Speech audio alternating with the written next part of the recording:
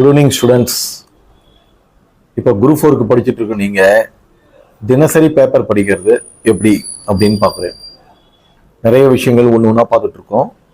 Daily paper படிச்சீங்கன்னா கண்டிப்பாக உங்களுக்கு 5லேருந்து 10 கேள்விகள் எக்ஸ்ட்ரா கிடைக்கும். நீங்கள் இப்போ சிலபஸ் படி பார்த்தீங்கன்னா ஒவ்வொரு டாப்பிக்லேயும் கரண்ட் ஈவெண்ட்னு கொண்டு வந்துட்டான். நீங்கள் வெறுமனவே பழைய இதை வச்சுக்கிட்டு புக்கை வச்சுக்கிட்டு படிச்சுட்டு இருந்தீங்கன்னா உங்களால் முழுமையாக கிளியர் பண்ண முடியுமான்னு சொல்ல முடியாது. இப்போ மொழி பிரச்சனை நடக்குது அப்படின்னா லிங்குவிஸ்டிக்ஸ் பற்றி பார்க்கணும், அது கரண்ட் ஈவெண்ட்டோட பார்த்துக்கணும். தொகுதி மறு சீரமைப்பு நடக்குதுன்னா அந்த தொகுதி மறுவரையை பற்றி ஒரு இஷ்யூஸ் நடக்குதுன்னா அதை கரண்ட் அஃபேர்ஸில் பார்த்துக்கணும். இப்போ உதாரணமாக சொல்கிறேனே, இப்போ நீங்கள் படிச்சிருக்கிறீங்க, சும்மா கேள்வியாக கேட்குறேன், நீங்கள் பாருங்கள் இதெல்லாம் பண்ணிட்டீங்க. மணிப்பூர் பிரச்சனை இன்னமும் தீராமல் நடந்துட்டு இருக்குன்னா அதை பார்த்துட்டு இருக்கணும். இப்போ இந்தியாவில் குடியரசுத் தலைவர் ஆட்சி எங்கே நடக்குதுன்னா அது மணிப்பூரில் நடக்குது இல்லையா? அப்போ அங்கே நடக்கிற மணிப்பூர் குடியரசுத் தலைவர்னா கவர்னர் தான் அங்கே ஆண்டுட்டு இருப்பார். அந்த கவர்னருடைய பேர் என்ன, எண்ணெயிலேருந்து குடியரசுத் தலைவர் ஆட்சி நடக்குது அப்படின்றத நீங்கள் இந்நேரம் படிச்சிருக்கணும். படிச்சிருந்தீங்கன்னா நீங்கள் கரெக்டாக இருப்பீங்கன்னு அர்த்தம். சுனிதா வில்லியம்ஸ் இறங்கினாங்கன்னா அது எந்த நாளில் இறங்கினாங்க அப்படின்ற தேதியை நீங்கள் படிச்சிருக்கணும். ஸோ இப்படி பார்த்தீங்கன்னா இந்த கரண்ட் அஃபேர்ஸை அந்தந்த டாப்பிக்கில் நீங்கள் ப்ரிப்பேர் பண்ணி வச்சுருக்கணும். அதே போல் பார்த்தீங்கன்னா நிறைய மாணவர்கள் இப்போ என்ன பண்ண போகிறாங்கன்னா சயின்ஸ் 5 கேள்வி தானே படிக்க மாட்டாங்க, ஜியாகிரஃபி 5 கேள்வி தானே படிக்க மாட்டாங்க. பட் பார்த்தீங்கன்னா அந்த 10 கேள்வி தான் டிசைடிங்காக வந்து நிற்க போகுது. அதனால நீங்கள் மாணவர்கள் இதை பார்க்குறவங்க அதுக்கு முக்கியத்துவம் கொடுங்க. ஈச் அண்ட் எவ்ரி கொஸ்டின்ஸ் முக்கியம். அதுலேயே நீங்கள் பார்த்து தான் ஆகணும். நல்லா அதில் ஒரு கரண்ட் அஃபேர்ஸ் கொஸ்டின்ஸ் ஒரு பேர்னிங்காக சொல்கிறேன். பார்த்தீங்கன்னா ஹாட்ஸ்பாட் இந்தியாவில் எத்தனை இடத்துல இருக்குது அப்படின்னு ஒரு கேள்வி. இன்னைக்கு எதாவது ஹைலைட்ஸ் கொஸ்டின்ஸ். அதான் நான் ஏற்கனவே சொல்லியிருக்கேன், எல்லாருக்கும் தெரிஞ்ச கேள்வி அடிக்கணும், யாருக்குமே தெரியாத கேள்வியை நிறைய சேர்த்து வச்சுக்கணும். அப்படி பார்க்கும்போது இந்த ஹாட்ஸ்பாட்ன்றதெல்லாம் இப்போ பார்க்கறதுல பார்த்தீங்கன்னா நிறைய பேருக்கு தெரிஞ்சிருக்காரு.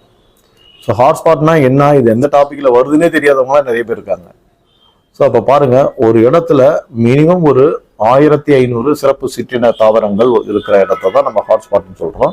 பல உயிரினங்கள் வாழ்வதற்கு ஏற்ற உகந்த சூழ்நிலை இருக்கக்கூடிய தொகுப்பு மண்டலத்தை தான் நம்ம வந்து ஹாட்ஸ்பாட் அப்படின்னு சொல்கிறோம்.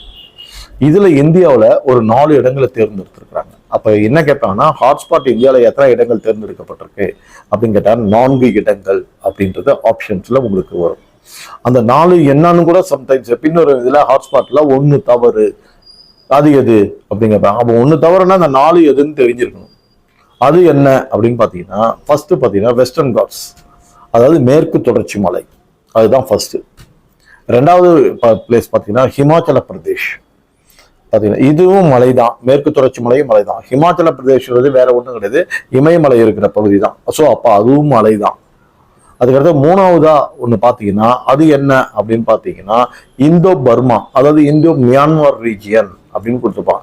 இந்திய எல்லையும் மியான்மர் எல்லையும் கிட்டத்தட்ட வடகிழக்கு மாநிலங்கள் இருக்கக்கூடிய அந்த சீவாலிக் குன்றுகள் சொல்றோம் இல்லைங்களா, சீவாலிக் தொடர் கிழக்குல இருக்கக்கூடிய கிழக்கு இமயமலை, அதுதான் கிட்டத்தட்ட அந்த ஏரியா. அதுவும் கிட்டத்தட்ட இமயமலை தான், இமயமலை பகுதி தான்.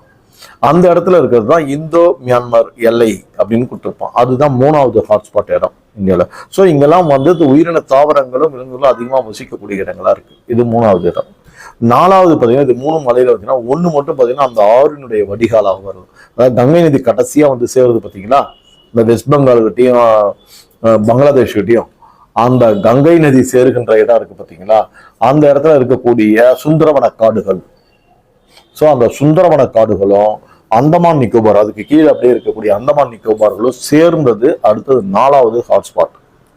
ஸோ இந்த 4 ஹாட்ஸ்பாட்ல எது தப்புன்னு கேட்கலாம். இப்போ ஈஸியாக நம்ம சொல்லலாம், மேற்கு தொடர்ச்சி மலை, மேலே ஹிமாச்சல பிரதேஷ், இந்தோ மியான்மர் பார்டர், அதுக்கப்புறம் அப்படியே கீழே வந்தீங்கன்னா வெஸ்ட் பெங்காலும் இதுவும் இருக்கக்கூடிய அந்த சுந்தரவன காடுகளும், அதுக்கு கீழே இருக்கக்கூடிய அந்தமான் நிக்கோபார் பகுதியும். இந்த 4 இந்தியாவில் ஹாட்ஸ்பாட்டாக இருக்கிற இடங்களா தேர்வு செய்யப்பட்டிருக்கு அப்படின்னு சொல்லி. இது போல நிறைய கேள்விகளை அவ்வப்பொழுது ஒரு நாளைக்கு ஒரு 10 கேள்விகள் புதிய கேள்விகளாக சேர்த்துட்டு வந்தீங்கன்னா இந்த குரூப் 4 உங்கள் வசம் வரும். சரியா? உங்கள் வாழ்க்கை வாசம் வீசும். தேங்க்யூ.